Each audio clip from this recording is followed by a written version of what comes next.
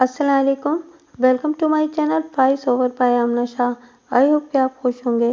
कहानी शुरू करने से पहले आपसे रिक्वेस्ट है कि अगर आपको मेरा कंटेंट पसंद आता है तो प्लीज़ मेरे चैनल को सब्सक्राइब करें।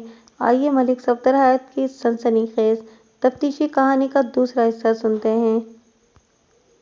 चलो कोई बात नहीं, ऐसे मामलात में देर सवेर हो ही जाती है, मैंने सरसरी लहजे में कहा। ये बताओ, तुमने साईं कलंदर शाह को अपनी परेशानी से आगाह कर दिया और उन्होंने तुम्हारी बिपता सुनने के बाद क्या फरमाया है? उन्होंने पूरी तवज्जो से मेरी बात सुनी और कहा कि बच्चे की तलाश और बाजियाबी के लिए वही तरीका अपनाना पड़ेगा जो अल्लाह का वज़ा करता है। उन्होंने कादरे की माँ को बुलाया है। कादरे की माँ को? मैंने चौंक कर अल्लाह बख्श को देखा। जी थानेदार साहब, वो सादगी से बोला। मैंने वजाहत तलब करते हुए कहा, कादरे की माँ का इसकी तलाश से क्या ताल्लुक है और ये अल्लाह का वज़ा करदा तरीका कौन सा है? अल्लाह बख्श ने साईं के हवाले से जो बात की थी उसने मेरे जहन को खासा उलझा दिया था। वो मेरे सवालात के जवाब में बताने लगा। जनाब, मेरी दुख भरी कहानी सुनने के बाद साईं जी मराकबे में चले गए। फिर थोड़ी देर के बाद आंखें बंद रखते हुए उन्होंने मुझसे पूछा, अल्लाह बख्श, क्या तुम्हें पता है कि आमिल कामिल किसी बंदे का हिसाब लगाने के लिए उसकी वालिदा का नाम क्यों मांगते हैं? मैंने अपनी कम इल्मी और लाहिल्मी ज़ाहिर कर दी। उन्होंने फरमाया, माँ का अपनी औलाद से बड़ा गहरा रिश्ता होता है, इसीलिए आमिल कामिल नाम बमे वालदा हिसाब लगाते हैं। वो कुदरती तरीके को अपनाते हैं और मैं भी तुम्हारे बेटे की तलाश के लिए यही तरीका इख्तियार करना चाहता हूँ। अल्लाह बख्श सांस दुरुस्त करने के लिए रुका, फिर अपनी बात पूरी करते हुए बोला। मैं झाड़ू वाली सरकार की बात सुनकर खामोश हो गया और पूरी तवज्जो इनकी बातों पर मरकूज कर दी। वो अपनी आंखों को बदस्तूर बंद रखते हुए गोया हुए। अल्लाह बख्श, तुम्हारे बच्चे को ढूंढने के लिए मुझे तुम्हारी बीवी पर एक खास अमल करना होगा। वो इस अमल के दौरान में अपने होशो खवास से बेगाना हो जाएगी। फिर इसी कैफियत में उसकी ज़बान हरकत में आ जाएगी और इस ज़बान से बच्चे का सुराग मिलेगा। तुम्हारी बीवी नींद की हालत में उस जगह की निशानदही करेगी जहाँ कादरा इस वक्त मौजूद है। जब मैं तुम्हें इस जगह के बारे में बताऊंगा तो तुम वहां जाकर अपने बच्चे को ले आना। तुम्हारे बेटे कादरे को बाजियाब कराने का यही एक तरीका है। अल्लाह बख्श साईं कलंदर शाह के इरशादात खबीसा और फरमूदात जलीला बयान करके खामोश हुआ तो मैं झाड़ू वाली सरकार की असलियत तक पहुंच गया। इसी लम्हे मेरे तसव्वुर में एक चौकोर शेड उभरने डूबने लगी और सोच में इन अल्फाज की गूंज पैदा हुई, डब्बा पीर डब्बा पीर। किसी गुमशुदा बच्चे की तलाश के सिलसिले में उसकी माँ पर किसी किस्म के अमल की कोई तुक नहीं बनती थी। इसका मतलब था कि साईं कलंदर शाह की नीयत साफ नहीं थी। वो बच्चे की तलाश की आड़ में बच्चे की माँ पर हाथ साफ और दांत तेज करने का इरादा रखता था। मुझे इस कुमाश के हविस परस्त बाबाओं का वसी तजुर्बा था और उन्हें राह रास्त पर लाने के 101 गुर मुझे आते थे। तो मौजा रतनगढ़ में भी कोई ऐसी ही कहानी मेरी मुंतज़िर थी और मुझे एक माशाती नासूर को सर्जरी से गुजारने के लिए कोई ऐसा लाहे अमल तैयार करना था जिसके नतीजे में सांप भी मर जाए और लाठी भी सलामत रहे। साईं के चेले सिकंदर शाह की साथ शक के दायरे में आ चुकी थी और अब ये झाड़ू वाली सरकार भी गर्दन गर्दन तक कसरे मुजल्लत में डूबा हुआ नजर आ रहा था। लिहाजा मुझे बहुत सोच समझकर कदम उठाना था ताकि किसी नाकामयाबी का इम्कान बाकी न रहे।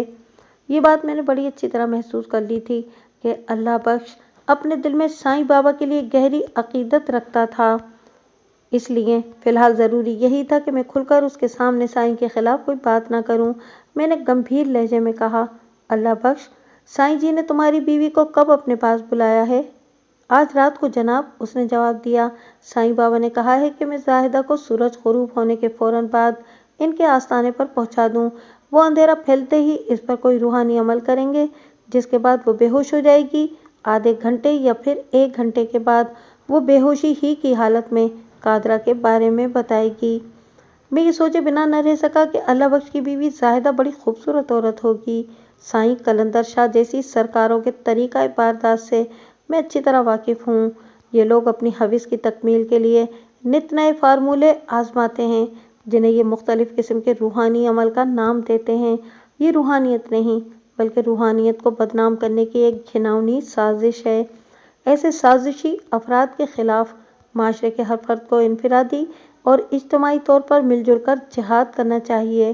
معاشرتی مسائل کے خلاف جہاد کرنا اس جہاد سے 100 درجے افضل ہے جو معاشرے کی حدود سے باہر نکل کر کیا جاتا ہے، اور اس کار خیر میں ان لوگوں کو بھی بڑھ چڑھ کر حصہ لینا چاہیے جو اصل اور سچی روحانیت کے علم بردار اور روح رواں ہیں، کیونکہ سائی قلندر شاہ جیسے ناگی باباؤں کی یہ مکروہ حرکتیں دراصل انہی ہستیوں کی نیک نامی پر ایک کھلا حملہ ہیں۔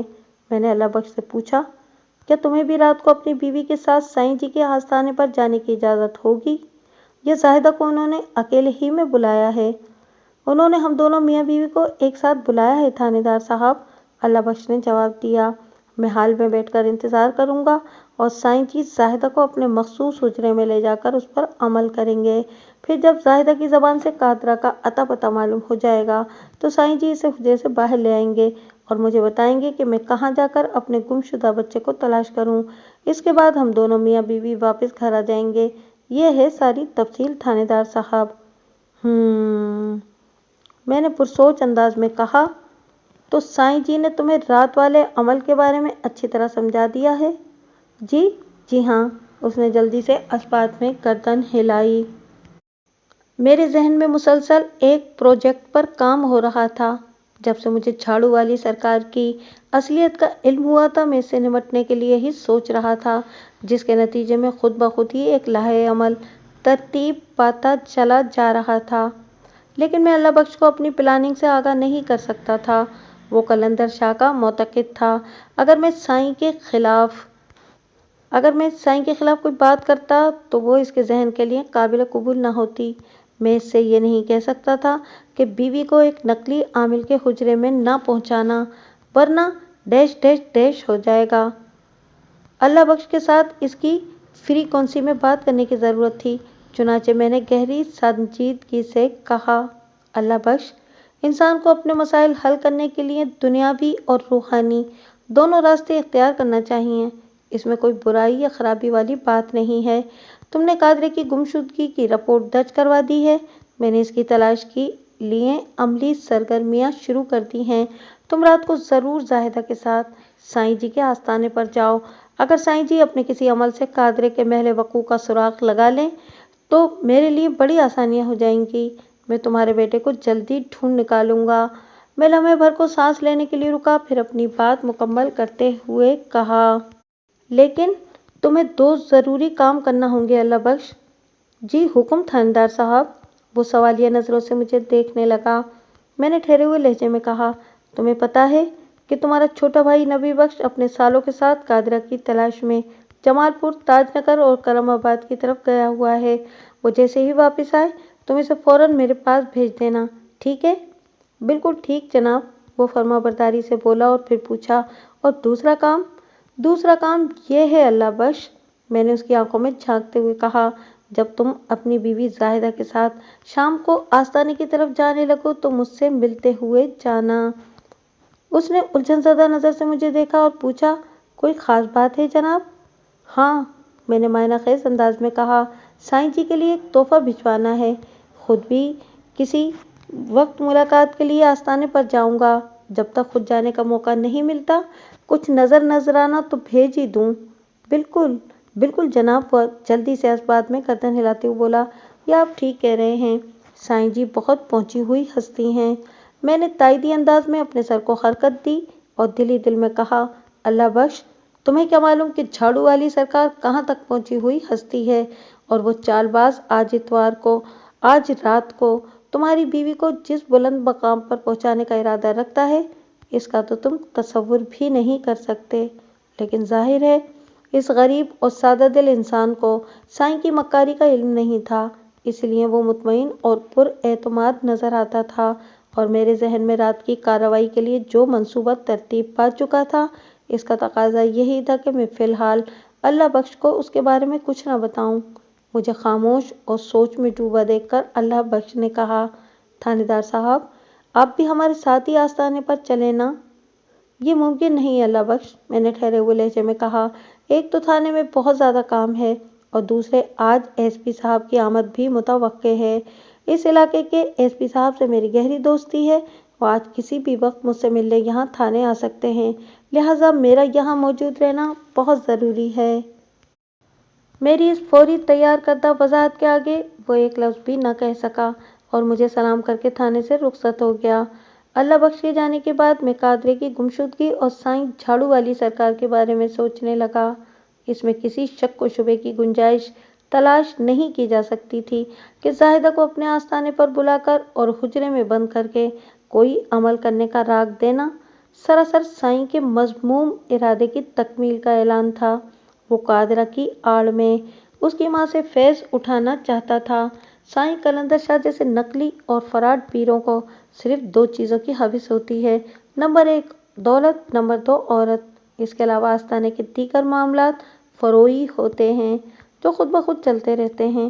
اب یہاں پر ایک اہم سوال پیدا ہوتا تھا، سائیں قلندر شاہ اپنی شیطانیت کی تکمیل کے بعد اللہ بخش کو قادرہ کے بارے میں کیا بتائے گا؟ ویسے میرے پروگرام میں یہ شامل تھا کہ میں آستانے والی کارروائی میں اللہ بخش کی بیوی زاہدہ کی عزت پر کوئی حرف نہیں آنے دوں گا۔ اسے کچھ نہ کچھ تو بتانا ہی تھا، یا تو قادرے کا مکمل سراغ یا پھر کوئی ٹامک ٹوئی۔ زیادہ امکان ٹامک ٹوئی ہی کا تھا، اور اگر وہ قادرے کی وقوع پذیری کا ٹھیک ٹھیک پتہ دیتا ہے تو اس کا واضح مطلب یہ ہوگا کہ قادرے کی گمشدگی میں اسی کا غالب ہاتھ ہے، کیونکہ نہ تو وہ روحانی عامل تھا اور نہ ہی ایسی کوئی خبر دے سکتا تھا۔ آستانے ہی کے تعلق سے سکندر شاہ کی ذات بھی شک کی چادر میں لپٹی نظر آتی تھی۔ سکندر شاہ قلندر شاہ کا خاص آدمی تھا اور گمشدہ قادرے کو اسی سکندر شاہ کے ساتھ آخری مرتبہ مشکوک انداز میں باتیں کرتے ہوئے دیکھا گیا تھا، رات کو اللہ بخش کی روانگی کے بعد۔ تو مجھے ایک خفیہ آپریشن کے لیے آستانے کی طرف جانا ہی تھا، لیکن اس سے پہلے بھی وہاں کا ایک چکر ضروری تھا تاکہ میں اس آستانے کو اور اس کے محل وقوع کو اچھی طرح اپنی آنکھوں میں بسا سکوں اور رات والی کارروائی میں کوئی دقت پیش نہ آئے، اور اس کے ساتھ ہی سکندر شاہ کا ہلکا پھلکا انٹرویو بھی ہو جاتا۔ میں نے ابھی تک سکندر شاہ اور قلندر شاہ کو نہیں دیکھا تھا اور وہ دونوں بھی مجھے شکل سے نہیں پہچانتے تھے، اس لیے اگر میں کانسٹیبل محمد اقبال کے ساتھ کسی کانسٹیبل کی حیثیت سے آستانے پر جا کر سکندر شاہ سے پوچھ گچھ کرتا تو اس میں زیادہ سسپینس ہوتا اور یہ ایک معمول کی کارروائی بھی نظر آتی۔ میں نے اپنے پروگرام کو حتمی شکل دی ہی تھی کہ محمد اقبال میرے کمرے میں آ گیا اور آتے ہی اس نے مجھ سے پوچھا، کیا پروگرام ہے ملک صاحب؟ پروگرام تو وہی ہے، میں نے ٹھہرے ہوئے لہجے میں کہا، لیکن اس کے لیے تمہیں چند اہم باتوں کو ذہن میں رکھنا ہوگا۔ جی حکم کریں، وہ ہمتاً گوش ہو گیا۔ آئندہ 10 منٹ میں نے محمد اقبال کو اپنی پلاننگ سے آگاہ کر دیا۔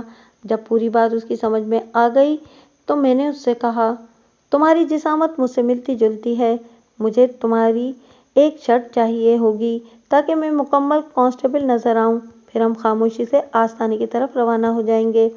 اس نے اس بات میں گردن ہلا دی۔ ٹھیک 4 بجے سپہر 2 کانسٹیبل سائیں قلندر شاہ کے آستانے پر پہنچ گئے۔ ان میں ایک کا نام محمد اقبال اور دوسرے کا جاوید خان تھا، اور یہ جاوید خان کانسٹیبل کے روپ میں کوئی اور نہیں بلکہ میں خود یعنی ملک صفدر خیاط تھانہ انچارج موزار رتن گڑھ تھا۔ نہر کے کنارے کے ساتھ وہ آستانہ اچھے خاصے رقبے پر پھیلا ہوا تھا اور اس آستانے کی پشت نہر کے کنارے کے ساتھ لگی ہوئی تھی، اور اس آستانے کی آمد و رفت کا راستہ گاؤں کی جانب سے تھا، یعنی نہر کی مخالف سمت سے، اور ہم اسی طرف سے وہاں پہنچے تھے۔ آستانے کے داخلی دروازے سے اندر آئیں تو ایک وسیع و عریض دالان نما حصہ صحن آتا تھا جس میں چھوٹے بڑے مختلف رنگ و نسل کے درخت استادہ تھے۔ اس کشادہ صحن ہی میں باورچی خانہ، اسٹور روم وغیرہ ایک دیوار کے ساتھ بنے ہوئے تھے۔ دوسری دیوار کے ساتھ بھی 2 رہائشی کمرے نظر آ رہے تھے۔ صحن کے بعد عمارت والے حصے میں ایک قدرے اونچی چھت والا ہال نما کمرہ تھا جہاں پیر سائیں اپنے عقیدت مندوں کے سامنے جلوہ افروز ہوتے تھے۔ اس ہال کے عقب میں جھاڑو والی سرکار کا حجرہ واقع تھا۔ اس حجرے میں آمد و رفت کے لیے 2 راستے تھے، ایک تو وہی ہال کی جانب سے اور دوسرا عقب میں نہر کی سمت۔ یہ عقبی راستہ عموماً بند ہی رہتا تھا اور پیر سائیں اپنی مرضی سے بوقت ضرورت اسے استعمال کرتے تھے۔ ہم صحن میں داخل ہوئے۔ تو درمیانے قد کا ایک دیہاتی رہائشی کمرے سے نکل کر ہمارے سامنے آ گیا۔ وہ اپنے جثے اور ڈیل ڈول سے لڑائی بھڑائی کا ماہر کوئی غصہ ور شخص نظر آتا تھا۔ ہم پر نگاہ پڑتے ہی وہ ہماری طرف آ گیا تھا۔ اس نے باری باری ہم دونوں کے چہروں کا جائزہ لیا۔ اقبال کو دیکھ کر اس کی آنکھوں میں اطمینان جھلکا، جبکہ میرے نظارے نے اسے تھوڑا الجھا دیا۔ اقبال نے فوراً کہا، نئی بھرتی ہے، کانسٹیبل جاوید خان۔ اس شخص نے سکون بھری سانس خارج کی۔ مجھے یہ سمجھنے میں دیر نہ لگی کہ وہ اقبال کی صورت سے واقف تھا اور میرے ناشناسا چہرے نے اسے الجھا دیا تھا، اور اس شخص کا یہ رویہ میرے لیے مفید ثابت ہوا تھا۔ ازاں بعد مذکورہ شخص کا نام سخی محمد عرف سخیہ معلوم ہوا۔ محمد اقبال کی وضاحت سے مطمئن ہونے کے بعد سخیہ نے یکے بعد دیگرے سوالیہ نظروں سے ہم دونوں کو دیکھا۔ محمد اقبال نے کہا، سخیہ، ہم ایک ضروری کام سے آستانے پر آئے ہیں، ہمیں تھانے دار صاحب نے ادھر بھیجا ہے۔ سخیہ نے ہمارے بیٹھنے کے لیے فوراً ایک چارپائی بچھا دی اور قدرے اکڑے ہوئے لہجے میں بولا، سنتری بادشاہ، حکم کرو، کیا کام ہے؟ میں نے سخیہ کی آنکھوں میں دیکھتے ہوئے کہا، کام دراصل سائیں جی سے ہے، انچارج صاحب نے انہی کے پاس بھیجا ہے۔ اس نے ایک لمحہ سوچا اور پھر بچھی ہوئی چارپائی کی جانب اشارہ کرتے ہوئے بولا، آپ بیٹھیں جی، میں سائیں جی کو آپ کے بارے میں بتا کر آتا ہوں۔ بات ختم کرتے ہی وہ آستانے کے اندرونی حصے کی طرف بڑھ گیا۔ محمد اقبال نے میری طرف دیکھتے ہوئے کہا، بیٹھیں ملک صاحب، دیکھتے ہیں یہ سخیہ کیا خبر لے کر آتا ہے۔ میری معلومات کے مطابق سخیہ سائیں صاحب کی خدمت کے لیے ادھر آستانے پر ہی موجود ہوتا ہے۔ آستانے پر کل 3 افراد ہوتے ہیں، سائیں قلندر شاہ، سکندر شاہ اور سخیہ۔ میں نے کانسٹیبل کی آواز پر توجہ مرکوز رکھتے ہوئے ادھر ادھر نگاہ دوڑائی۔ سخیہ آستانے کے اندرونی حصے میں غائب ہو چکا تھا اور اس وقت سکندر شاہ بھی کہیں نظر نہیں آ رہا تھا۔ میرے اور اقبال کے سوا وہاں کوئی دکھائی نہیں دیتا تھا۔ میں نے اپنے ساتھ آئے ہوئے کانسٹیبل سے کہا، محمد اقبال، سونے محمد صلی اللہ علیہ وآلہ وسلم تمہارا اقبال بلند کریں۔ تم بیٹھو ادھر چارپائی پر، میں ذرا گھوم پھر کر آستانے کا جائزہ لیتا ہوں۔ اسی گھومنے پھرنے کے دوران میں نے آستانے کا جو جائزہ لیا، اوپر اس وقوع پذیری کی تفصیل بیان کی ہے۔ میری یہ تحقیق رات والے مشن کے لیے نہایت ہی اہم تھی۔ لگ بھگ 10 منٹ کے بعد سخیہ عمارت میں سے نکلا۔ اس کے ساتھ ایک ہٹا کٹا شخص بھی تھا۔ اس تک میں راؤنڈ لگا کر واپس آ چکا تھا۔ میں نے سخیہ کے گینڈے نما ہمراہی کے بارے میں محمد اقبال سے استفسار کیا، اقبال، کیا یہی جھاڑو والی سرکار سائیں قلندر شاہ ہے؟ نہیں، ملک صاحب وہ دھیمے لہجے میں بولا، یہ سائیں کا خاص بندہ سکندر شاہ ہے۔ سکندر شاہ سے یہ میرا پہلا تعارف تھا۔ وہ اپنے حلیے اور وضع قطع سے ایک بنا بنایا ڈبہ پیر نظر آتا تھا۔ چہرہ مکروہ، بے ترتیب داڑھی، ماتھے پر نحوست اور آنکھوں میں ناچتی ہوئی ہوس کی مخصوص سرخی، اور دیکھنے کے انداز میں بڑا ندیدہ پن، مغرور اور خود پسند۔ سکندر شاہ سخیہ کی معیت میں ہمارے پاس پہنچا اور کراری آواز میں کہا، السلام علیکم۔ اس کے بعد وہ تنقیدی نظروں سے باری باری ہم دونوں کا جائزہ لینے لگا۔ ہم نے اس کے سلام کا جواب دیا اور محمد اقبال نے اس سے کہا، ہم سائیں جی سے ملنے آئے ہیں۔ عام طور پر میرے تجربے میں یہ آیا ہے کہ پولیس کا کوئی معمولی سا اہلکار بھی کہیں کسی کام سے جائے تو اسے چائے پانی کے لیے پوچھا جاتا ہے، لیکن سکندر شاہ نے ایسے کسی تکلف کی ضرورت محسوس نہیں کی تھی۔ اس کا مطلب یہ تھا کہ سخیہ نے اسے جا کر بتایا ہوگا کہ تھانے سے 2 کانسٹیبلز آئے ہیں اور اس مغرور کی نظر میں کانسٹیبلز کی کوئی حیثیت نہیں ہوگی۔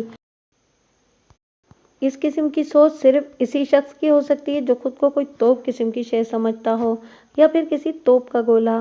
سکندر شاہ نے سخیہ کو وہاں سے ہٹ جانے کا اشارہ کیا اور محمد اقبال کی طرف متوجہ ہو کر اس کی بات کے جواب میں بولا، آپ کو سائیں جی سے کیا کام ہے؟ میں نے قدرے نرم لہجے میں کہا، کام بہت ضروری ہے جناب، صرف سائیں جی کو ہی بتایا جا سکتا ہے۔ کیا وہ آستانے کے اندر موجود ہیں؟ اس نے جواب دینے سے پہلے سرتاپا گھور کر مجھے دیکھا جیسا میرا ایکس رے کر رہا ہو، پھر بھاری بھرکم آواز میں بولا، سائیں صاحب اس وقت اپنے حجرے میں آرام فرما رہے ہیں، اگر خاص طور پر انہی سے ملنا ہے تو پھر آپ لوگ شام میں ادھر آئیں، میں ان کو بیدار کرنے کی گستاخی نہیں کر سکتا۔ وہ لمحے بھر کو رکا، پھر نخوت بھرے انداز میں اضافہ کرتے ہوئے بولا، اگر آپ لوگ کام مجھے بتا دیں تو ہو سکتا ہے کہ آپ کو سائیں جی سے ملاقات کی ضرورت ہی پیش نہ آئے، میں آپ کا کام کر دوں۔ مرشد اکثر کاموں کے سلسلے میں میری ہی خدمت لیتے ہیں۔ میں نے سوچنے والے انداز میں محمد اقبال کی طرف دیکھا اور پھر گہری سنجیدگی سے کہا، اقبال، یہ شاہ صاحب ٹھیک ہی کہہ رہے ہیں، ہمیں اپنا مسئلہ ان کو بتا دینا چاہیے۔ یہ سائیں صاحب کے بہت قریب ہیں، ضرور ہماری مدد کریں گے۔ ویسے بھی مجھے سائیں قلندر شاہ سے فی الحال ملنے کا کوئی شوق نہیں تھا، اس سے رات ہی کو ایک بھرپور ملاقات ہوتی۔ میں اس وقت دراصل سکندر شاہ کا انٹرویو کرنے آستانے پر آیا تھا اور وہ میرے سامنے موجود تھا۔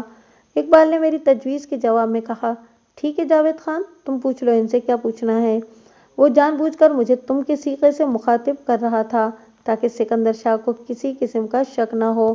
ویسے میرے لیے یہ بات بڑی اطمینان بخش تھی کہ سکندر شاہ مجھے تھانہ انچارج کی حیثیت سے پہچان نہیں سکا تھا۔ محمد اقبال کا اشارہ پاتے ہی میں شروع ہو گیا۔ میں نے سکندر شاہ سے مخاطب ہوتے ہوئے کہا، شاہ جی، ہم دراصل اللہ بخش کے گمشدہ بچے قادری کی تلاش کے سلسلے میں یہاں آئے ہیں اور سائیں جی اور آستانے کا اس بچے کی گمشدگی سے کیا تعلق؟ وہ میری بات پوری ہونے سے پہلے ہی تڑق کر بولا۔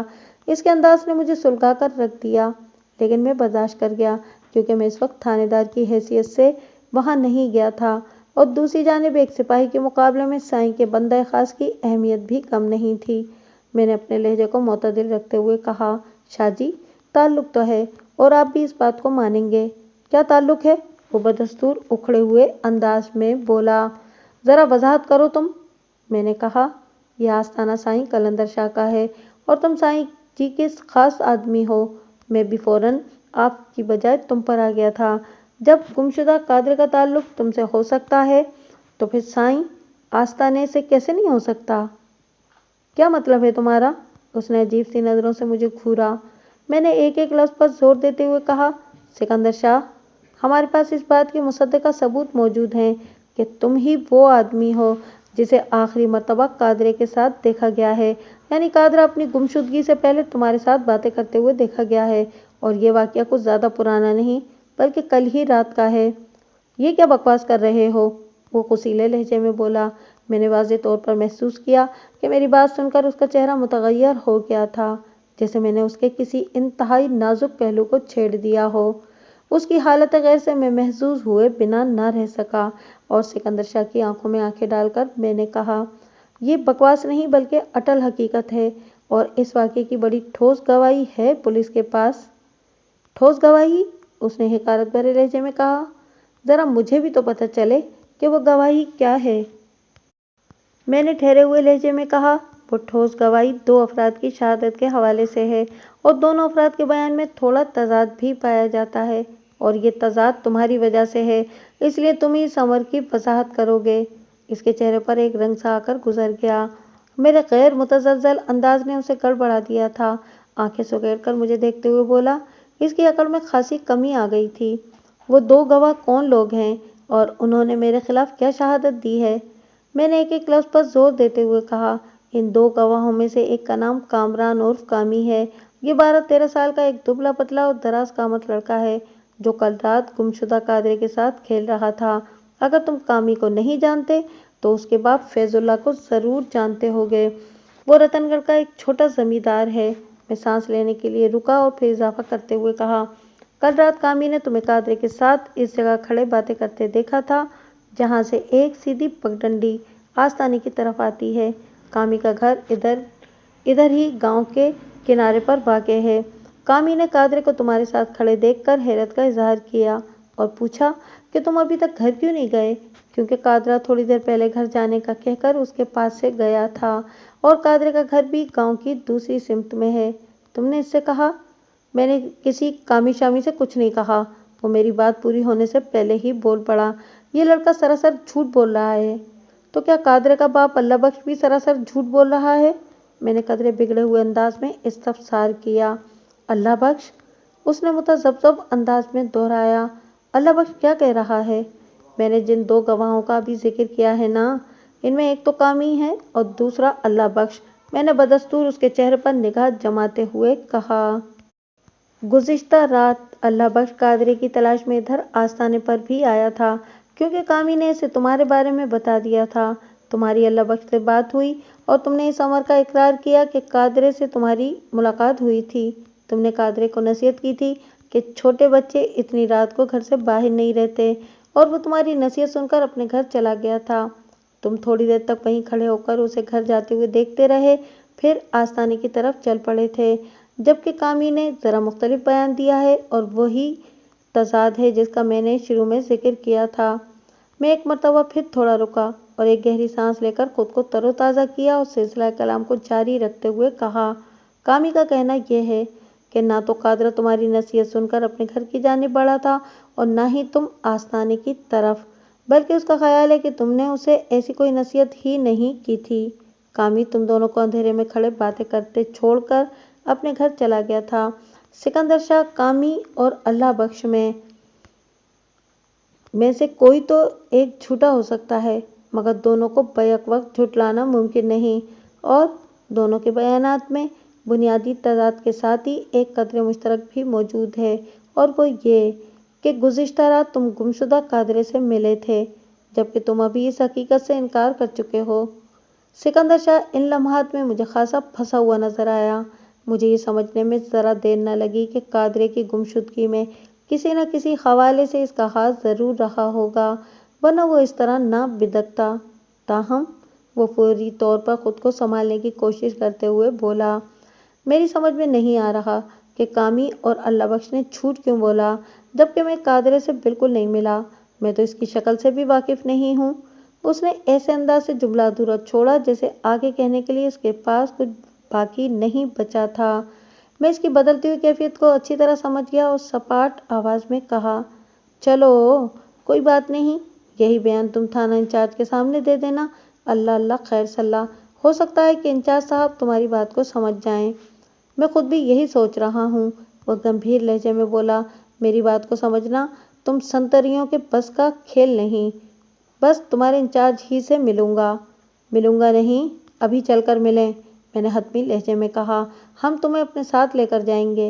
वो खासा मुतफक्किर नजर आने लगा। मेरे अटल अंदाज ने उसे परेशानी में डाल दिया था। एक लम्हे को मुझे यूं महसूस हुआ कि वह रस्सी तुड़ाकर भाग निकलने वाले किसी खुदसर जानवर के माने दौड़ लगा देगा।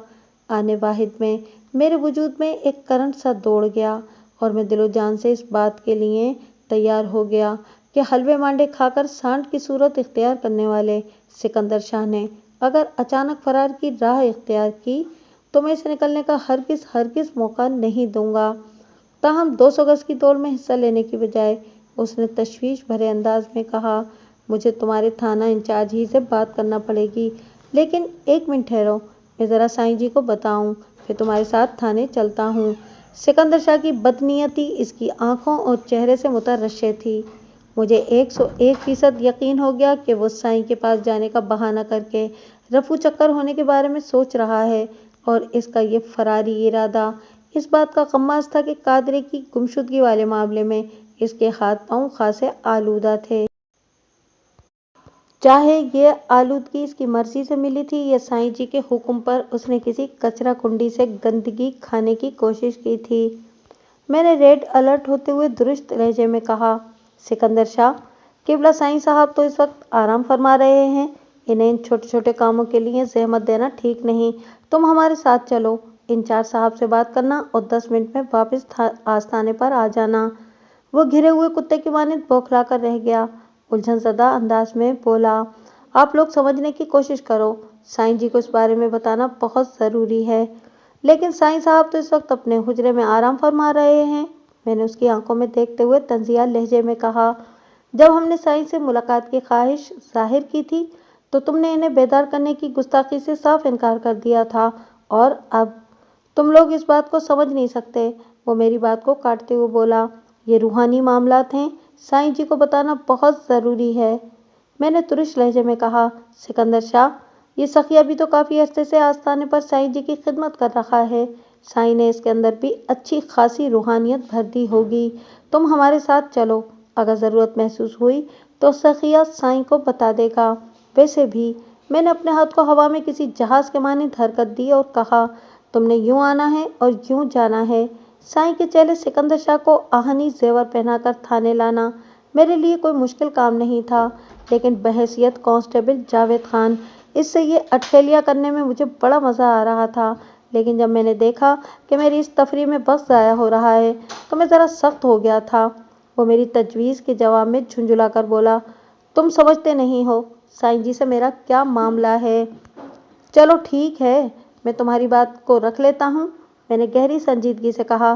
تم اپنے سائیں جی کو مطلع کرنے کے بعد ہمارے ساتھ تھانے چلنا۔ چلیں، اسی بہانے ہمیں بھی سائیں جی کا دیدار کرنے کا موقع نصیب ہو جائے گا اور ہم یہ بھی دیکھنے اور سمجھنے میں کامیاب ہو جائیں گے کہ اپنے مرشد قبلہ سائیں قلندر شاہ سے تمہارے کس قسم کے روحانی معاملات ہیں۔ کیا مطلب؟ وہ اس طرح اچھلا جیسے بجلی کے ننگے تار سے ہاتھ چھو گیا ہو۔ کیا میں تم دونوں کو اپنے ساتھ حجرے میں لے کر جاؤں گا؟ میں نے اس کے دکھتے ہوئے زخم پر بڑی میٹھی سی چوٹ لگائی۔ اگر ہم دونوں کا وہاں جانا مناسب نہیں تو پھر محمد اقبال ادھر ہی رک جاتا ہے اور صرف میں تمہارے ہمراہ سائیں جی کے پاس چلتا ہوں۔ ناممکن، وہ قطعی انداز میں بولا۔ میں تمہیں سے کسی کو بھی سائیں جی کے حجرے میں نہیں لے کر جا سکتا۔ آخر تخلیہ بھی کوئی شے ہے۔ اگر ہم حجرے میں نہیں جائیں گے تو تمہیں بھی نہیں جانے دیں گے، میں نے خالص تھانے دارانہ لہجے میں کہا۔ قانون کی بالادستی سائیں کے تخلیے سے زیادہ اہم ہے۔ سخیہ ہماری اس گرما گرمی کو دیکھتے ہوئے قریب آ گیا تھا۔ میں نے اس کی آنکھوں میں دیکھتے ہوئے تحکمانہ انداز میں کہا، ہم ضروری پوچھ گچھ کے لیے سکندر شاہ کو تھانے لے جا رہے ہیں۔ اس دوران میں تم سائیں جی کے آرام کا خاص خیال رکھنا۔ ویسے تو مجھے امید ہے سکندر شاہ 15-20 منٹ میں واپس آ جائے گا، اور اگر خدا نخواستہ اس کی واپسی سے پہلے سائیں جی کی آنکھ کھل جائے تو انہیں بتا دینا تھانے دار صاحب نے کوئی ضروری بات کرنے کے لیے سکندر شاہ کو تھانے بلایا ہے۔ پھر سخیہ کا جواب سنے اور رد عمل دیکھے بغیر ہم سکندر شاہ کو اپنے ساتھ لے کر تھانے آ گئے۔ راستے بھر تو وہ ہمیں سمجھانے کی کوشش کرتا رہا کہ ہم یہ سب کچھ ٹھیک نہیں کر رہے۔ وہ تھانہ انچارج سے ہمارے رویے کی شکایت کرے گا، جس کے نتیجے میں ہو سکتا ہے انچارج صاحب ہماری پیٹیاں اتروا دیں یا ہمیں لائن حاضر کر دیں، یا پھر کم از کم ہمیں الٹا لٹکا کر چھتر ماریں گے۔ لیکن جب تھانے پہنچ کر اسے پتہ چلا کہ میں ہی وہاں کا انچارج ہوں تو اس کے ہاتھوں کے طوطے اور دماغ کا فیوز اڑ گیا۔ اپنی شکایت کے نتیجے میں اس نے جو سزائیں ہمارے لیے تجویز کی تھیں وہ اس کی نگاہوں کے سامنے گھومنے لگیں۔ میں نے ایک سوال کیے بغیر اسے حوالدار مبارک علی کے حوالے کر دیا۔ مبارک علی نے سکندر شاہ کی جانب کچھ اس انداز میں اشارہ کیا جیسے وہ کوئی بیکار سی شے ہو، پھر مجھ سے پوچھا۔ مجھے اس کے انداز سے اندازہ ہو گیا کہ وہ ان لوگوں سے خوش نہیں تھا۔ ملک صاحب، اس کا کیا کرنا ہے؟ حوالدار کے لہجے میں ناپسندیدگی کی جھلک تھی۔ میں نے کہا، مبارک علی، کیا تم سکندر شاہ چیلا آف قلندر شاہ المعروف بے جھاڑو والی اینڈ بادام والی سرکار وغیرہ کو نہیں جانتے؟ بھائی، یہ ہمارے خاص مہمان ہیں، انہیں مہمان خانے میں ٹھہراؤ، ان کی خاطرداری کے انتظامات کا جائزہ لو اور انہیں وہ سب کچھ دکھا بھی دو۔ 9 بہ 9 آئٹمز کو دیکھ کر ان کی طبیعت سرشار ہو جائے گی، لیکن ابھی کھانا چننے کی ضرورت نہیں۔ میں 1-2 ضروری کام کر لوں، پھر پروگرام شروع کریں گے۔ ویسے بھی جب تک ہمارے مہمان خصوصی سائیں قلندر شاہ یہاں تشریف فرما نہیں ہو جاتے دسترخوان کیسے بچھایا جا سکتا ہے نا؟ حوالدار نے اپنے سر کو معنی خیز اثباتی جنبش دی اور کہا، آپ بالکل ٹھیک کہہ رہے ہیں ملک صاحب، جب تک گرو حاضر نہیں ہو جاتا ہم کوئی کارروائی کیسے کر سکتے ہیں؟ سکندر شاہ ہماری تنزیلی، نوکیلی، کٹیلی اور ہڈیوں تک اتر جانے والی معنی خیز باتوں کو سن کر پریشان ہو رہا تھا۔ میں نے اس کی پریشانی میں اضافہ کرتے ہوئے مبارک علی سے کہا، میرا انداز سمجھانے والا تھا، بھائی تم سکندر شاہ کے گرو کو حاضر کرنے کے لیے جو بھی نیلا، پیلا، لال، ہرا عمل کرو، اس بات کا خاص طور پر خیال رکھنا کہ چیلے جی کی سلامتی کونسل کو کوئی خطرہ لاحق نہیں ہونا چاہیے۔ مجھے چھوٹے شاہ صاحب سے ابھی بہت سے کام نکلوانے ہیں۔ آپ فکر نہ کریں ملک صاحب، حوالدار سکندر شاہ کو کسی قصاب کی نظروں سے دیکھتے ہوئے بولا، یہ آپ کی امانت ہے، میں شرافت کا مظاہرہ کرتے ہوئے پوری دیانتداری کے ساتھ اس میں کوئی خیانت نہیں کروں گا۔ سکندر شاہ کے چہرے پر سردی نمودار ہونے لگی۔ میں نے پہلی فرصت میں یہ کام کر دیا تھا کہ کانسٹیبل محمد اقبال اور کانسٹیبل بشیر حسین کو سادہ لباس میں آستانے کی جانب روانہ کر دیا۔ انہیں میں نے تاکید کی تھی کہ وہ گھوم پھر کر آستانے کے داخلی اور خارجی راستے پر نظر رکھیں، اور اگر سائیں قلندر شاہ اپنے آستانے سے باہر قدم نکالنے کی کوشش کرے تو نہایت ہی خفیہ انداز میں اس کا تعاقب کریں۔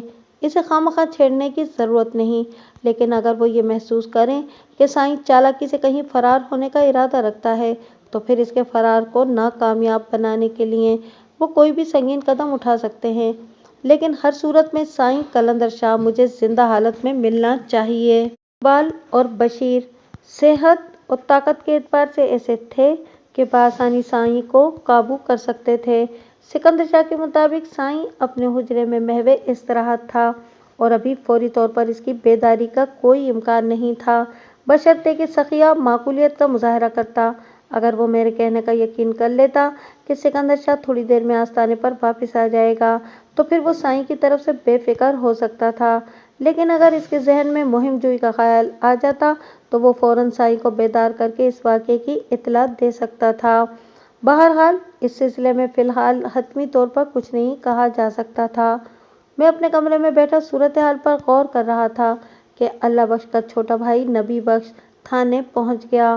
وہ آج صبح اپنے سالوں کی معیت میں اپنے بھتیجے قادرے کی تلاش میں نکلا تھا اور میری ہدایت کے مطابق اسے جمال پور، تاج نگر اور کرم آباد جا کر اپنے رشتہ داروں کے ہاں قادرے کو ڈھونڈنا تھا۔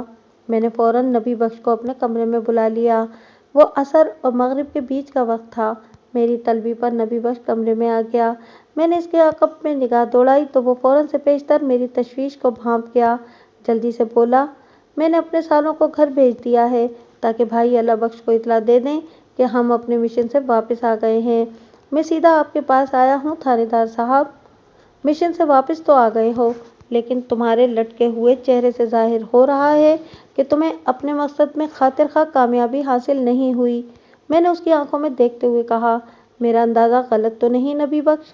نہیں جناب، آپ نے بالکل درست اندازہ لگایا ہے، وہ تھکی ہوئی آواز میں بولا۔ خاطر خواہ نہیں بلکہ ہمیں سرے سے کامیابی ہوئی ہی نہیں، ہم نامراد واپس لوٹے ہیں۔ نا امیدی اور نامرادی میں تھوڑا فرق ہوتا ہے نبی بخش، میں نے ٹھہرے ہوئے لہجے میں کہا۔ تم نامراد ضرور لوٹے ہو، لیکن تمہیں نا امید نہیں ہونا چاہیے۔ بتاؤ مجھے وہاں کی کیا رپورٹ ہے؟ وہ ٹوٹی ہوئی نظروں سے میری طرف دیکھتے ہوئے بولا۔ تھانے دار صاحب، ہم نے ہر جگہ جا کر دیکھ لیا، سلمیٰ، کریم بخش اور قادرے کے نانکے میں ایک ایک آدمی سے پوچھ لیا ہے، لیکن کہیں سے کوئی اچھی خبر نہیں ملی۔ ان سب کا یہی کہنا ہے کہ قادرہ وہاں نہیں آیا، نہ تو اکیلا اور نہ ہی کسی کے ساتھ۔ وہ لمحے بھر کو رکا، ایک بوجھل سانس خارج کی اور اپنی رپورٹ کو آگے بڑھاتے ہوئے بولا، آپ جانتے ہیں کہ جمال پور، تاج نگر اور کرم آباد تین الگ الگ کونوں میں ہیں۔ ہم نے اپنی کوشش کر کے دل کو تسلی دے دی، لیکن اس طرح کہاں دل کو اطمینان ہوتا ہے جناب۔ ہم نے جہاں جہاں قادرہ کی گمشدگی کے بارے میں بتایا، وہ لوگ بھی پریشان ہوئے ہیں۔ آپ کہتے ہیں کہ وہ ایک مرتبہ پھر رک گیا، بولتے بولتے اس کی آواز بھرا گئی تھی۔ چند لمحات تک خاموش رہنے کے بعد بوجھل لہجے میں بتانے لگا، آپ کہتے ہیں کہ مجھے نا امید نہیں ہونا چاہیے، تو اب یہی آخری سہارا ہے۔ سنا ہے یہ دنیا امید پر قائم ہے۔ بولتے بولتے وہ اچانک خاموش ہو گیا۔ میں اس کی تقریر کو اچھی طرح سمجھ رہا تھا۔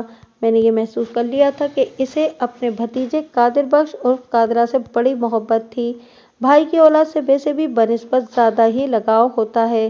چاچا بھتیجے کی جوڑی کو مثالی سمجھا اور کہا جاتا ہے۔ نبی بخش کی قادرہ کے لیے چاہت کی ایک بڑی وجہ یہ بھی تھی کہ ابھی تک اس کی اپنی اولاد نہیں تھی۔ میں نے اس کی کیفیت کے پیش نظر کہا، نبی بخش، تم نے بالکل ٹھیک سنا ہے، یہ دنیا واقعی امید کے مرکز پر قائم ہے۔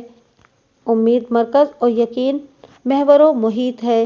جس انسان کو امید اور یقین کی قوت زندہ رکھتی ہے وہ بڑی مشکل اور مصیبت کو پاؤں کی ٹھوکروں میں اڑا سکتا ہے۔ میں دعوے کے ساتھ کہہ سکتا ہوں کہ اگر تم امید کا دامن تھام کر رکھو گے تو کامیابی ایک نہ ایک دن تمہارے قدم چومے گی۔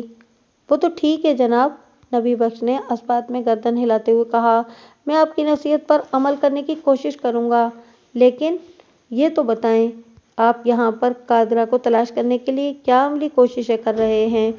میں نے ٹھہرے ہوئے لہجے میں نپا تلا جواب دیا۔ اگرچہ ابھی تک میں قادرہ کا کوئی واضح سراغ نہیں لگا سکا ہوں، لیکن یہاں کی کارروائی سے میں پوری طرح پرامید اور مطمئن ہوں۔ مجھے یقین ہے کل کا سورج طلوع ہونے سے پہلے پہلے کامیابی میرے قدم چوم لے گی۔ اچھا، آپ تو یہ بہت بڑی خوشخبری سنا رہے ہیں تھانے دار صاحب، وہ حیرت اور خوشی کے ملے جلے تاثرات کے ساتھ بولا۔ ایسا محسوس ہو رہا ہے جیسے آپ نے کوئی اہم پوائنٹ تو پکڑ لیا ہے، لیکن ابھی اس کا اظہار نہیں کرنا چاہتے۔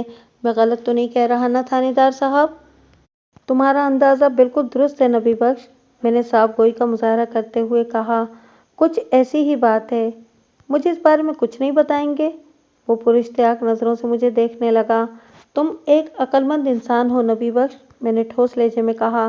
جب تمہیں اندازہ ہے کہ میں قبل از وقت معاملے کو کھولنا نہیں چاہتا تو پھر تمہیں ایسی فرمائش کرنا ہی نہیں چاہیے۔ ٹھیک ہے جناب، وہ فرمانبرداری سے گردن ہلاتے ہوئے بولا۔ آپ کہہ رہے ہیں تو میں ضد نہیں کروں گا۔ آپ تھانے دار ہیں، قانون اور تفتیش کو مجھ سے زیادہ جانتے ہیں، کسی مصلحت کی بنا پر ہی تو ایسا کر رہے ہوں گے۔ اگر آپ فی الحال اس معاملے کو راز رکھنا چاہتے ہیں تو مجھے کوئی اعتراض نہیں۔ شاباش، تم ایک معقول انسان ہو، میں نے تعریفی انداز میں کہا۔ وہ بولا، مجھے اجازت دیں جانے کی، ادھر بھائی اللہ بخش میرا انتظار کر رہا ہوگا، میں ابھی گھر نہیں گیا ہوں۔ میں نے اپنے کمرے سے باہر نگاہ دوڑائی، شام کے سائے پھیلنا شروع ہو گئے تھے۔ میں نے اس سے کہا، نبی بخش اگر اللہ بخش جی سے ملنے جا رہے ہو تو ذرا ٹھہر جاؤ، میں یہیں پر تمہاری اس سے ملاقات کروا دیتا ہوں۔ اس نے چونک کر میری طرف دیکھا اور حیرت بھرے لہجے میں بولا، کیا بھائی اللہ بخش یہاں آنے والا ہے؟ اس کے استفسار پر میں نے انکشاف انگیز لہجے میں کہا، صرف بھائی ہی نہیں بلکہ تمہاری بھابھی بھی کچھ دیر میں یہاں پہنچ لیں۔ میں نے جملہ ادھورا چھوڑ کر نبی بخش کے عقب میں دیکھا اور بآواز بلند کہا، لو دیکھو، وہ دونوں پہنچ بھی گئے۔ نبی بخش نے بے ساختہ گردن گھما کر پیچھے دیکھا۔ اللہ بخش حسب وعدہ سورج غروب ہونے سے قبل ہی اپنی گھر والی زاہدہ کے ہمراہ میرے پاس آ گیا تھا۔ زاہدہ ایک دلکش حسن کی مالک، پرکشش عورت تھی۔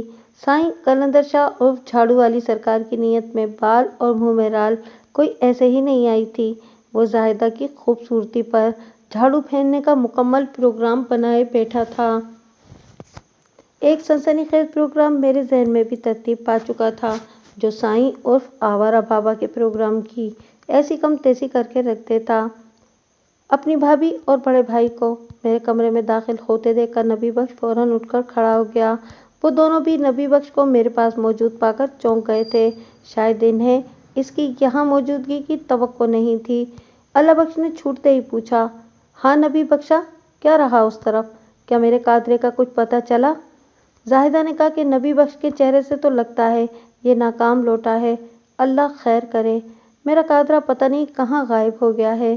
اس سے پہلے کہ نبی بخش اپنی بھائی اور بھاوج کے سوالات کے جواب میں زبان کھولتا، میں نے دونوں میاں بیوی کی جانب باری باری دیکھتے ہوئے کہا، آپ لوگ اطمینان سے بیٹھو، پھر نبی بخش تمہیں صورتحال سے آگاہ کرتا ہے۔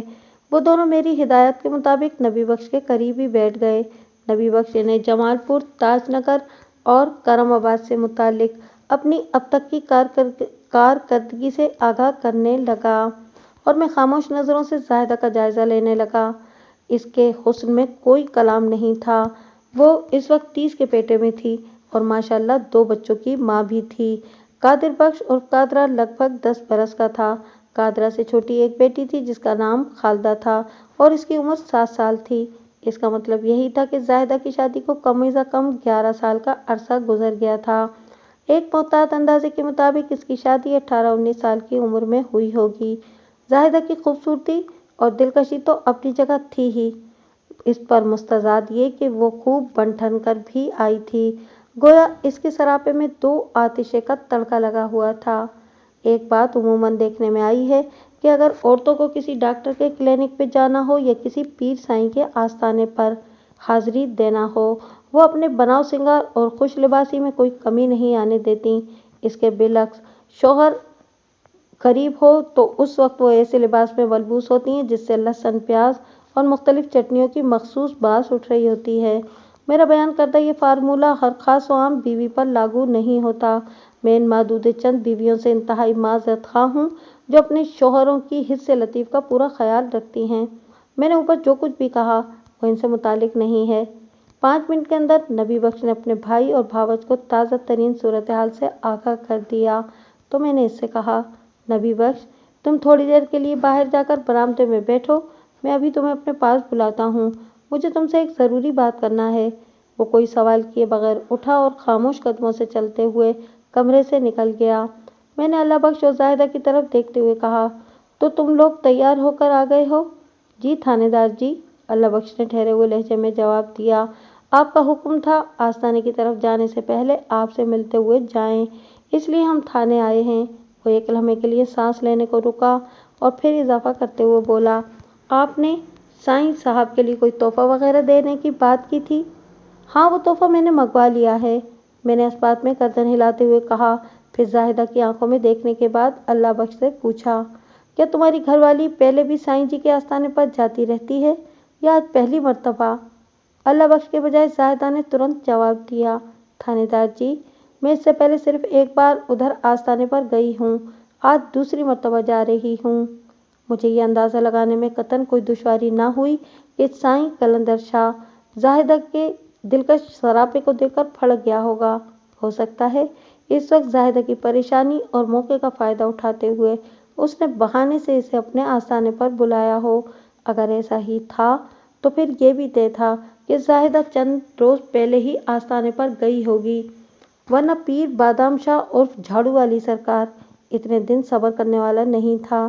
میں نے اپنے خیال کی تصدیق کے لیے زاہدہ ہی سے پوچھ لیا، زاہدہ، یہ کتنے عرصے پہلے کی بات ہے جب تم سائیں صاحب سے ملنے گئی تھی؟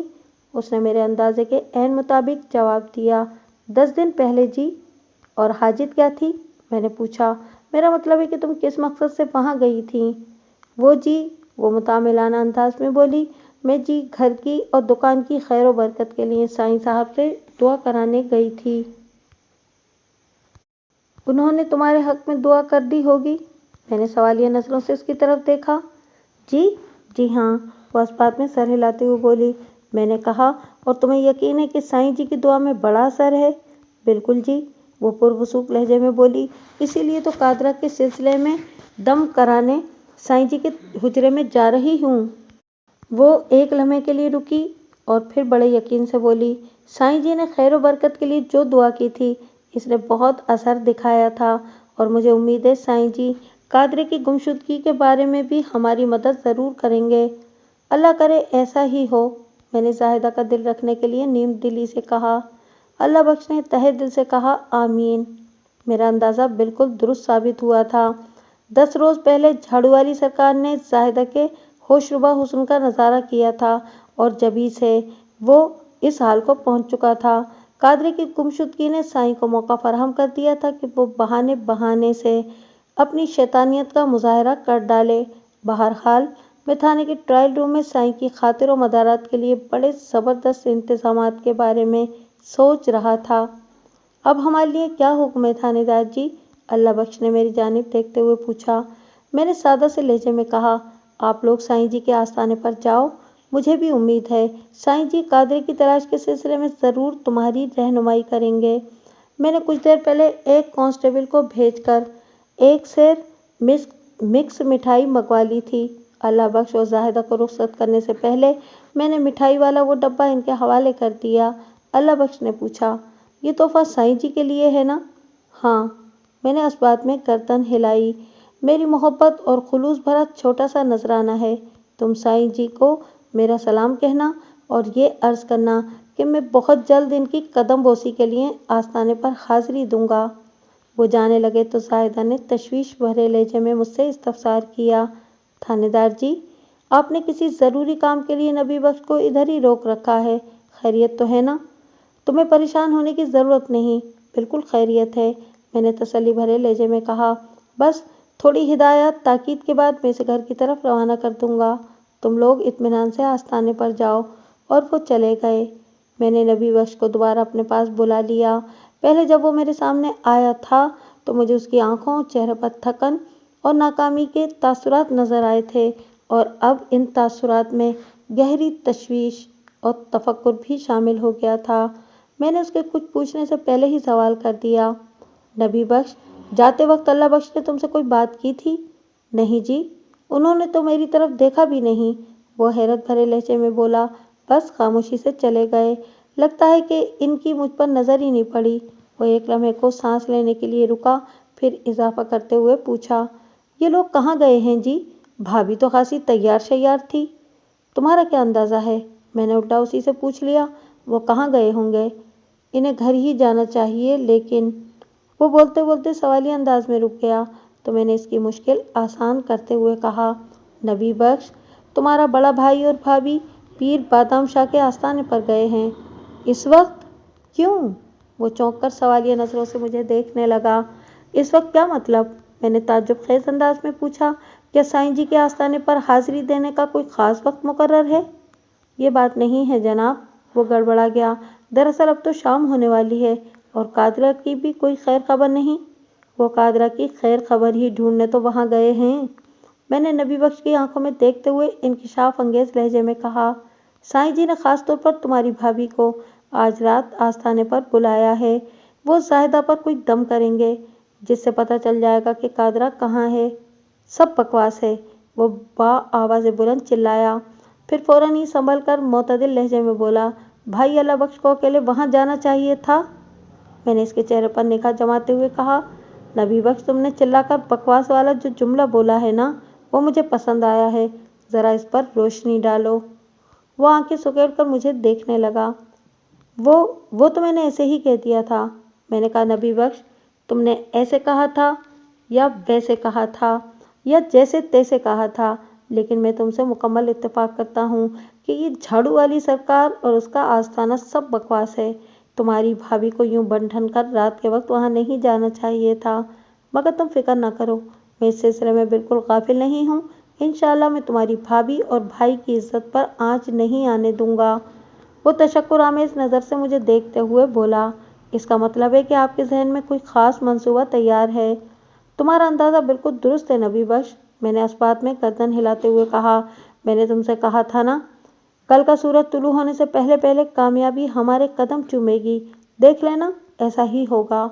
लम्हाती तवक्कुफ के बाद मैंने उसके चेहरे का जायजा लेते हुए कहा, नबी बख्श, अभी अभी मैंने एक और फैसला किया है।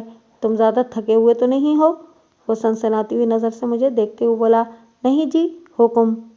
मैं सादा लिबास में साईं बादाम शाह के आस्थाने पर जाने का इरादा रखता हूँ, मैंने वजाहत करते हुए कहा, और मैं चाहता हूँ कि तुम भी इस मिशन में मेरे साथ रहो। मैं आपके साथ जाने के लिए तैयार हूँ जनाब, वो पुरअज़्म लहजे में बोला। मैंने नहायती मुख्तसर अल्फाज में इसे अपने शकूक व शुबहात और प्रोग्राम से आगाह किया और सिकंदर शाह के हवाले से भी तफसीलन बताने के बाद कहा, साईं का चेला इस वक्त मेरे थाने की हवालात में बंद है। मुझे शक है कि कादरे की गुमशुदगी में सिकंदर शाह का हाथ है और इसी सिलसिले में झाड़ू वाली सरकार ने तुम्हारी भाभी को अपने हुजरे में बुलाया है। तो इससे इशारा मिलता है कि खुद साईं भी इस साजिश में बराबर का शरीक है।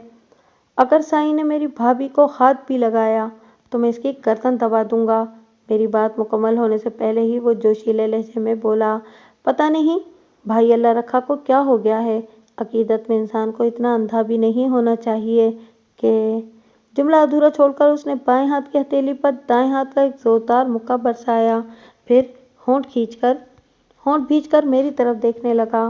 मैंने ठहरे हुए लहजे में कहा, नबी बख्श, तुम्हारा ये जोश मुझे पसंद आया है, लेकिन इस जोश के साथ ही होश की भी ज़रूरत है, वरना बना बनाया खेल बिगड़ कर रह जाएगा।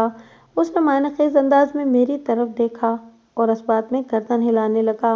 मैंने गहरी संजीदगी से कहा, नबी बख्श, अब तवज्जो से सुनो, हमें करना क्या है। वो हमतन गोश हो गया। झाड़ू वाली सरकार के आस्थाने में दाखिल होने के लिए एक ही दरवाज़ा था, जिससे गुजरकर मैं और कांस्टेबल इकबाल अंदर पहुंचे थे, जबकि आस्थाने से खुरूज के लिए दो रास्ते मौजूद थे। एक तो यही दाखिली दरवाज़ा और दूसरा साईं के हुजरे का अकबी दरवाज़ा, जो पीछे नहर की सिमत खुलता था। ये दरवाज़ा सिर्फ किबला बादाम शाही के तसर्रुफ में था। जब मैं और नबी बख्श आस्थाने के करीब पहुंचे तो हल्का अंधेरा फैलना शुरू हो गया था। मैंने कांस्टेबल इकबाल और बशीर हुसैन को सादा लिबास में आस्थाने की निगरानी पर मामूर कर रखा था। इकबाल ने मुझे दूर ही से देख लिया और मोहतात कदमों से चलते हुए मेरे पास आ गया। मैंने इससे पूछा, ہاں بھائی اقبال، بشیر حسین کدھر ہے؟ وہ آستانے کے پچھلے حصے میں پہرا دے رہا ہے، اقبال نے بتایا، جدھر حجرے کا عقبی دروازہ کھلتا ہے۔ کیا رپورٹ ہے؟ میں نے اقبال کی آنکھوں میں دیکھتے ہوئے سوال کیا۔ جواب دینے سے پہلے وہ تھوڑا سا ہچکچایا اور متعاملانہ نظر سے نبی بخش کی طرف دیکھنے لگا۔ میں فوراً سے پیشتر اس کی ہچکچاہٹ کے سبب تک پہنچ گیا اور اس کی تسلی کی خاطر کہا، نبی بخش اس مشن میں ہمارے ساتھ ہے، تم اس کے سامنے زبان کھول سکتے ہو۔ کانسٹیبل اقبال کا تعلق چونکہ رتن گھڑی سے تھا، لہٰذا وہ اللہ بخش، نبی بخش، قادرہ اور زاہدہ کو اچھی طرح پہچانتا تھا۔ میں سمجھ گیا تھا کہ وہ اللہ بخش اور زاہدہ کے حوالے سے کچھ بتانے جا رہا تھا کہ نبی بخش کی وہاں موجودگی نے اس کی گویائی کو بریک لگا دیے تھے۔ میری طرف سے گرین سگنل ملنے کے بعد اس نے کہا، ملک صاحب، ابھی تھوڑی دیر پہلے اللہ بخش اور اس کی بیوی زاہدہ آستانے کے اندر گئے ہیں۔ میں نے پرمعنی انداز میں ہنکارا بھرا اور پوچھا، تو اس کا مطلب ہے ہمارے ایکشن میں آنے کا وقت آ گیا ہے۔ اس وقت اللہ بخش اور زاہدہ کے علاوہ آستانے کے اندر اور کون کون ہے؟ صرف پیر فرتوت سائیں جھاڑو والا، اقبال نے کڑوے لہجے میں جواب دیا۔ اور سخی عرف سخیاں کہاں ہے؟ میں نے چونکے ہوئے لہجے میں سوال کیا۔ وہ وضاحت کرتے ہوئے بولا، ملک صاحب، آپ کے آنے سے تھوڑی دیر پہلے اللہ بخش اور زاہدہ یہاں پہنچے ہیں اور ان کی آمد کے 5 منٹ بعد ہی سخیہ آستانے سے نکل کر کہیں گیا ہے۔ آپ نے چونکہ سائیں پر توجہ دینے کی خصوصی ہدایت کی ہوئی ہے، لہٰذا ہم نے سخیہ کا تعاقب کرنے کی کوشش نہیں کی۔ پتہ نہیں آپ کو یہ بات پسند آئے گی یا نہیں۔ پسند اور ناپسند کے بارے میں سوچنے کی مہلت نہیں ہے اقبال، میں نے اضطراری انداز میں کہا۔ سائیں بادام شاہ پر دھاوا بولنے کے لیے یہ مناسب وقت ہے۔ جو حکم ملک صاحب، اقبال نے فرمانبرداری سے کہا۔ میں نے نبی بخش کا سرتاپا جائزہ لیا۔ وہ ایک صحت مند اور جوان شخص تھا۔ میں نے باری باری نبی بخش اور اقبال کی طرف دیکھتے ہوئے کہا، تم دونوں ادھر ہی آستانے کے داخلی دروازے کے آس پاس موجود رہو گے۔ اگر سائیں افراتفری کے انداز میں اس طرف آتا دکھائی دے تو تم اسے اچھی طرح قابو کر لینا۔ میرا خیال ہے تم دونوں اسے بآسانی کنٹرول کر لو گے۔ اس سائیں کو کنٹرول کرنے کے لیے تو میں اکیلا ہی کافی ہوں تھانے دار صاحب، نبی بخش نے پرعزم انداز میں کہا۔ آپ مجھے اپنے ساتھ اندر لے چلیں۔ میں نبی بخش کے جوش اور ولولے کا اندازہ لگا چکا تھا اور سائیں کے لیے اس کی ناپسندیدگی کو بھی اچھی طرح محسوس کر چکا تھا۔ اندر اس کی بھابھی سائیں کے حجرے میں تھی اور یقین سے کچھ نہیں کہا جا سکتا تھا کہ زاہدہ کس حالت میں ہوگی۔ میں نبی بخش کو اندر لے جانے کا خطرہ مول نہیں لے سکتا تھا، وہاں کوئی جذباتی تصادم بھی پیش آ سکتا تھا۔ میں نے نبی بخش کے کندھے پر ہاتھ رکھتے ہوئے کہا، میں تمہارے جذبات کو اچھی طرح سمجھ رہا ہوں، تم فکر نہ کرو، اگر میں ضرورت محسوس کروں گا تو سب سے پہلے تمہیں کو آواز دوں گا۔ میری نصیحت کا اس پر خاطر خواہ اثر ہوا اور وہ خاصا شانت نظر آنے لگا۔ میں نے تسلی آمیز لہجے میں کہا، تم دونوں کا آستانے کے دروازے پر موجود رہنا بہت ضروری ہے۔ سخیہ پتہ نہیں کہاں گیا ہے، سائیں نے اسے کس کام سے بھیجا ہے، ممکن ہے واپسی میں اس کے ساتھ کچھ دوسرے لوگ بھی ہوں۔ تم دونوں ہوگے تو ان کے ساتھ نمٹاؤ آسان ہو جائے گا۔ پھر سکندر شاہ بھی ادھر تھانے کی حوالات میں بند ہے۔ میں نے جملہ ادھورا چھوڑ کر باری باری ان دونوں کی طرف دیکھا، پھر حتمی لہجے میں کہا، بس تم دونوں یہاں چوکن نہ رہو، میں اندر جا رہا ہوں۔ پھر دونوں جوانوں کو وہیں چھوڑ کر میں آستانے کے اندر داخل ہو گیا۔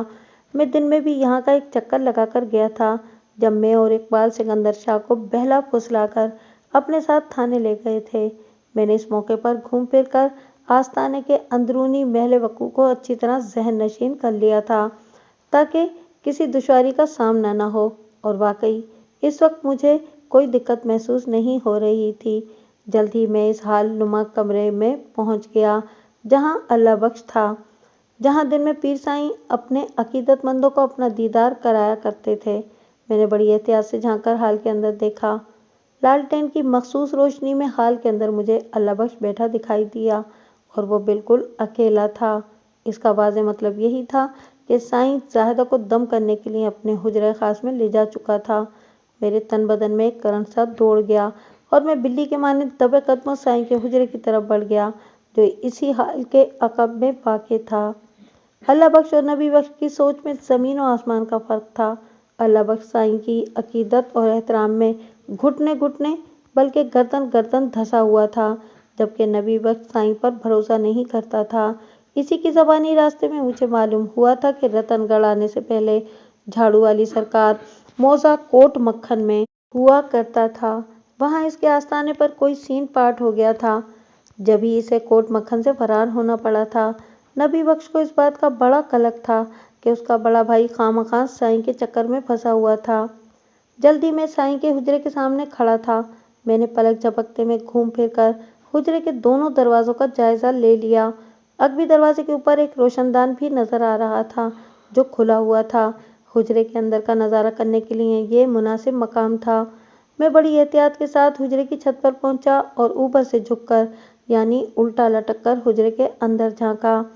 मैंने देखा जाहिदा को हुजरे के ऐन वस्त में चटाई पर बेहोश पड़ी हुई थी। इसके पास ही एक मकरू चेहरे वाला शख्स भी मौजूद था, जो 101% साईं ही था। जाहिदा की बेहोशी का यही सबब समझ में आया कि साईं ने इसे कोई ऐसी शय खिलाई या पिलाई होगी जिसने जाहिदा को खुद से गाफिल कर दिया, और वो इसी गफलत के दौरान में जाहिदा को शैतानी नज़रों से देख रहा था। मैं बर वक्त वहाँ पहुँच गया, वरना अगर थोड़ी सी भी देर हो जाती तो फिर बर्बादी मुकद्दर हो चुकी होती। अगर मुझे 5-10 मिनट की भी देर हो जाती तो साईं अपने प्रोग्राम पर अमल शुरू भी कर चुका होता। मैंने रोशनदान के करीब मुँह ले जाते हुए बड़े भयानक अंदाज में क्या कहा लगाया। मैं साईं इस तरह उछला जैसे उसने बिजली के नंगे तारों को छू लिया हो। मकैनिकी अंदाज में उसने पलटकर हुजरे के अकबी दरवाजे की सिमत देखा।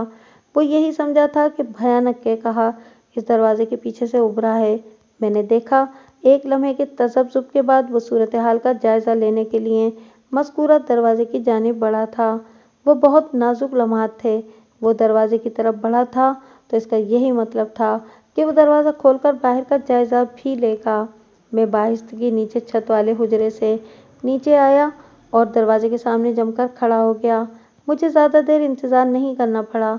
मेरी तवक्को के इन मुताबिक हुजरे का दरवाज़ा खुला और वहाँ से साईं की चर्बीली गर्दन नमूदार हुई। मैंने एक लम्हा ज़ाया किए बगैर इसकी खोपड़ी पर एक भरपूर ठोकर मारी।